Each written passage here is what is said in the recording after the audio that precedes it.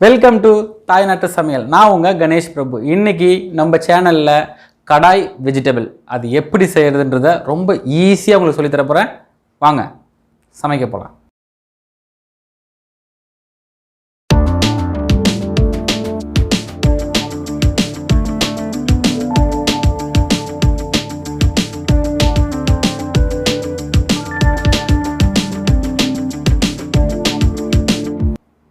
தேவையான பொருட்கள்: 100 கிராம் உருளைக்கிழங்கு, 70 gram cauliflower, 60 gram beans, 60 gram carrot, 60 gram பச்சை பட்டாணி, ஃபைன் சாப் பண்ண வெங்காயம் 2, சாப் பண்ண தக்காளி 2, கட்டமாக கட் பண்ண வெங்காயம் 60 கிராம், குடமிளகாய் 60 கிராம், முழு மிளகு 1/4 டீஸ்பூன், சீரகம் 2 டீஸ்பூன், 2 டீஸ்பூன் தனியா, 1/2 டீஸ்பூன் சோம்பு, காஞ்ச மிளகா 1, காஷ்மீரி மிளகாத்தூள் 1/2 டீஸ்பூன், 1/4 டீஸ்பூன் மஞ்சள் தூள், 1/2 teaspoon garam masala powder, 3 teaspoon fresh cream, 1/2 teaspoon இஞ்சி பூண்டு விழுது, ஃபைன் சாப் பண்ண கொத்தமல்லி 1 டீஸ்பூன், கஸ்தூரி மெத்தி 1 டீஸ்பூன். ஒரு பாத்திரத்தில் தண்ணி ஆட் பண்ணிக்கோங்க. தண்ணி நல்லா கொதிக்க வச்சுக்கோங்க. அதுக்கப்புறமா 1/4 டீஸ்பூன் சர்க்கரை, 1/4 டீஸ்பூன் உப்பு ஆட் பண்ணிக்கோங்க. இது எதுக்குன்னா காயில் இருக்கிற சத்தை வெளியே எடுக்காமல் இருக்கிறதுக்காக. பீன்ஸு 60 கிராம் சேர்த்துக்குங்க. உருளைக்கிழங்கு 100 கிராம் சேர்த்துக்குங்க. பச்சை பட்டாணி 60 gram, 60 gram carrot, 70 gram cauliflower.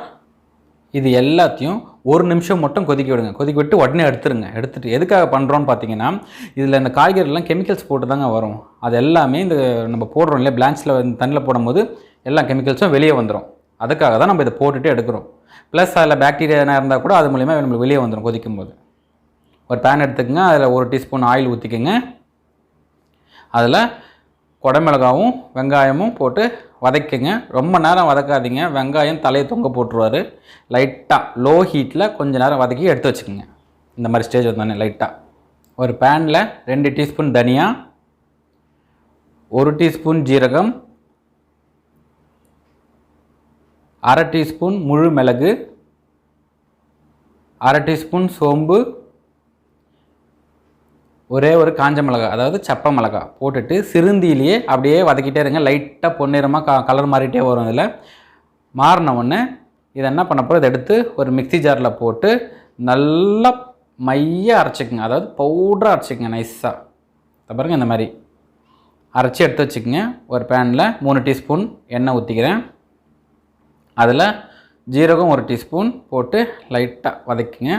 அதுக்கப்புறம் ஒரே ஒரு காஞ்ச மிளகா ஆட் பண்ணிக்கோங்க. அதையே வதக்குங்க அப்படியே. அதுக்கப்புறம் பொடியாக நறுக்கி வச்ச 2 வெங்காயம் ஆட் பண்ணிக்கோங்க. நல்லா வதக்குங்க. கோல்டன் ப்ரௌன் கலரில் மாறுற வரைக்கும் வதக்குங்க. பாருங்க இந்த மாதிரி மாறிடுச்சு. இந்த ஸ்டேஜில் 1/2 டீஸ்பூன் இஞ்சி பூண்டு விழுது ஆட் பண்ணிக்கோங்க. ஆட் பண்ணிவிட்டு அதையும் நல்லா வதக்கணுங்க. அதில் இருக்க பச்சை வாசனை அதாவது ரா ஃப்ளேவர்ஸ் வெளியே போகிற வரைக்கும் நல்லா வதக்கிட்டே இருங்க. பாருங்க இந்த மாதிரி ஆன உடனே இந்த ஸ்டேஜில் 2 தக்காளி அரைச்சி பேஸ்ட்டாக எடுத்து வச்சுருக்கேன். இந்த பாருங்கள் அதை ஆட் பண்ணிவிட்டு இதையும் நல்லா வதக்கணுங்க. வெங்காயம் தக்காளி இது ரெண்டும் நல்லா வதங்கிடுச்சுன்னா நம்ம ஸ்டார்டிங்கில் ஊற்றணும் இல்லைங்களா எண்ணெய், அது பிரிஞ்சுது இந்த மாதிரி வரும். இந்த மாதிரி வந்ததுக்கப்புறம் தான் மசாலாவே நம்ம இதில் ஆட் பண்ணணுங்க. இப்போது இதில் மஞ்சள் தூள் 1/4 டீஸ்பூன் ஆட் பண்ணிக்கோங்க. இதை 1 நிமிஷம் வதக்குங்க. கொஞ்சம் மஞ்சள் வாசனை போகணும். அதனால் வதக்கிட்டு நம்ம அரைச்சி வச்சோம் இல்லைங்களா அந்த கடாய் மசாலா, அரைச்சி வச்ச அந்த கடாய் மசாலா பவுடரை ஆட் பண்ணிக்கோங்க. ஆட் பண்ணிவிட்டு இதை நல்லா வதக்குங்க. இதில் இருக்க ரா ஃப்ளேவர்ஸ்லாம் போகணும். அதாவது பச்சை வாசனை போகிற அளவுக்கு நல்லா வதக்கிட்டே இருங்க. நல்லா ஹை ஃப்ளேமில் வதக்காதீங்க, லோ ஃப்ளேமில் வதக்குங்க. லைட்டாக ரா ஃப்ளேவர் போகிற அளவுக்கு நல்லா வதக்கிட்டு தண்ணி ஆட் பண்ணிக்கங்க. கொஞ்சமாக ஆட் பண்ணிக்கங்க. ஆட் பண்ணிவிட்டு இதே மாதிரி கொதிக்கணும். இந்த பாருங்கள் இந்த மாதிரி கொதிக்க விடுங்க. நல்லா இந்த மாதிரி கொதிக்கும் போது தான் எண்ணெய் மேலே பிரியும். பிரிஞ்சிச்சுன்னா தான் மசாலா ரெடி ஆகிடுச்சின்னு அர்த்தம். அந்த எண்ணெய் பிரிஞ்சதுக்கப்புறம் தான் நீங்கள் இந்த வெஜிடபிளை ஆட் பண்ணணும். ஓகேங்களா?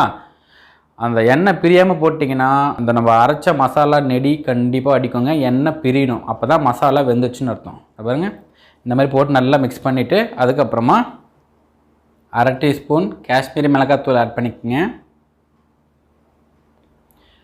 1/2 டீஸ்பூன் உப்பு ஆட் பண்ணிக்கோங்க. இது ரெண்டும் ஆட் பண்ணிவிட்டு நல்லா மிக்ஸ் பண்ணிவிட்டு ஒரு 2 நிமிஷத்துக்கு மீடியம் ஃப்ளேமில் வச்சு நல்லா கொஞ்சம் குக் பண்ணுங்கள். நம்மளுக்கு ஆல்ரெடி மசாலா ரெடி ஆகிடுச்சு அப்போவே, ஓகேங்களா? இப்போ வெஜிடபிள் ரெடி ஆகணும். இது பச்சையாக தான் இருக்குது இல்லையா? இப்போது இந்த ஸ்டேஜில் நம்ம ஃபஸ்ட்டு வறுத்து வச்சோம் பார்த்திங்களா, வெங்காயமும் குடமிளகாவும் லைட்டாக, அதையும் ஆட் பண்ணிக்கோங்க. ஆட் பண்ணி நல்லா மிக்ஸ் பண்ணி விட்டுக்குங்க. இந்த மாதிரி ஃபுல்லாக ஈவனாக ஸ்ப்ரெட்டாக வர அந்த மசாலாலாம் ஸ்ப்ரெட்டாக வர மிக்ஸ் பண்ணிவிட்டு 1 டீஸ்பூன் கஸ்தூரி மேத்தி ஆட் பண்ணிக்கோங்க. இது உடம்புக்கும் நல்லது, நல்லா வாசனையாகவும் இருக்குங்க. இதையும் வந்து நல்லா மிக்ஸ் பண்ணுங்கள். ஒரு 1 மினிட்டுக்கு நல்லா மிக்ஸ் பண்ணுங்கள். இதை மிக்ஸ் பண்ணிவிட்டு ஒரு 1 மினிட்டுக்கு அப்படியே ஃப்ளேமில் வைங்க, கிண்டிகிட்டே இருங்க. அதுக்கப்புறமா வாசனைக்காக மறுபடியும் கரம் மசாலா போட போகிறோம். ஃபஸ்ட்டு கஸ்தூரி மேத்தி போட்டோம், இப்போ கரம் மசாலா போட்டுட்டு இதையும் வந்து ஒரு 1 மினிட்டுக்கு குக் பண்ண விடுங்க மீடியம் ஃப்ளேமில். அதுக்கப்புறமா 3 டீஸ்பூன் ஃப்ரெஷ் க்ரீம் ஆட் பண்ணுங்கள். இது வந்து நம்மளுக்கு டேஸ்ட்டை வந்து இன்னும் அதிகப்படுத்தும். இதை ஆட் பண்ணிவிட்டு உடனே ஒரு 150 ml தண்ணி ஆட் பண்ணிக்கோங்க. நான் அவ்வளோ ஆட் பண்ணுறேன். உங்களுக்கு இன்னும் ரொம்ப கிரேவியாக வேணும்னு நினச்சிங்கன்னா ஒரு 200 ml ஆட் பண்ணிக்கலாம். இதை ஊற்றிட்டு இதையும் நல்லா மிக்ஸ் பண்ணி விட்டுங்க. இந்த ஃப்ரெஷ் க்ரீமு, இந்த தண்ணி, இந்த மசாலா 3 நல்லா மிக்ஸ் ஆகிற மாதிரி மிக்ஸ் பண்ணிவிட்டு ஹை ஃப்ளேமில் வச்சுட்டு கொதிக்கிற வரைக்கும் வெயிட் பண்ணுங்கள். இந்த பாருங்கள், இந்த மாதிரி ஒரு கொதி வரணும். வந்ததுக்கப்புறமா இதை மூடிடுங்க.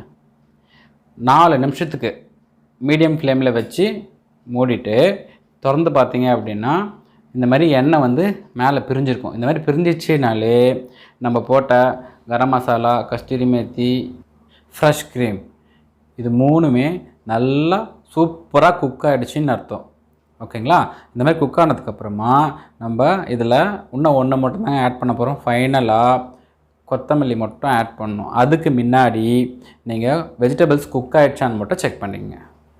சப்போஸ் வெஜிடபிள் குக் ஆகலை அப்படின்னா கொஞ்சம் நேரம், இன்னும் ஒரு 2 or 3 மினிட்ஸ் வந்து நீங்கள் அப்படியே மீடியம் ஃப்ளேம்லேயே விட்டுட்டிங்கன்னா குக் ஆகிடுங்க.